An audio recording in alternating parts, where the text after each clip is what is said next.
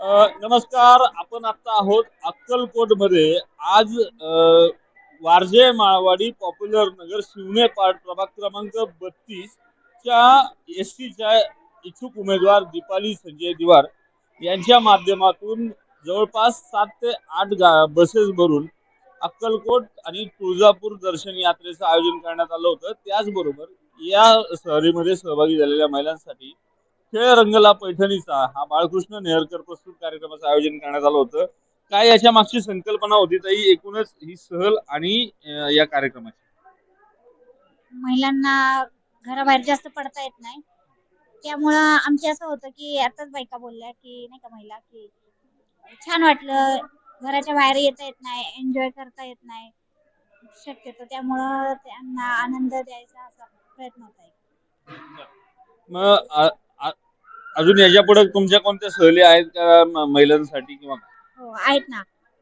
हे महालक्ष्मी ट्रिप आहे, बाळूमामा आहे, अजून बरेच 2-3 लिहिलेले आहेत पोस्टर मध्ये. आणखीन आता इतर अजून कोणते कोणते उपक्रम निवडणुकीपर्यंत घेणार आहेत, काय साधारणपर्यंत नागरिक? आपल्या वारजे परिसरात होम मिनिस्टरचा मोठा कार्यक्रम घेणार आहे. भाऊ, निवडणुका आल्या की आता सध्या यात्रांचं पेव फुटलेलं आहे. निवडणूक डोळ्यासमोर ठेवून तुम्ही या ट्रिपचं आयोजन केलंय का, कसं काय सांगाल?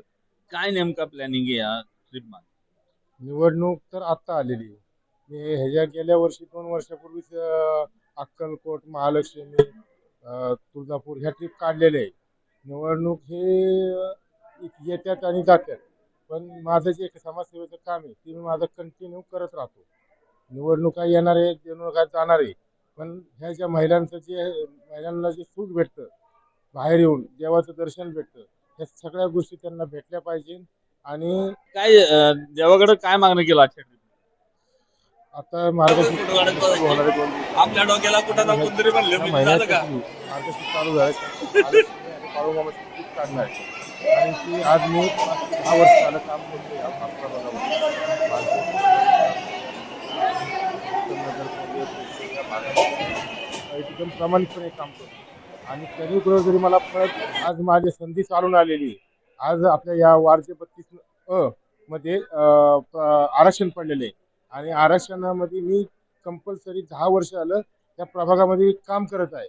मला कुठेतरी असं वाटतं की मला एकदा एक संधी भेटावी, देवानी संधी द्यावी, आणि त्या संधीचा पुरेपूर मी आपल्या सामान्य जनतेचा फायदाच करून देणार आहे.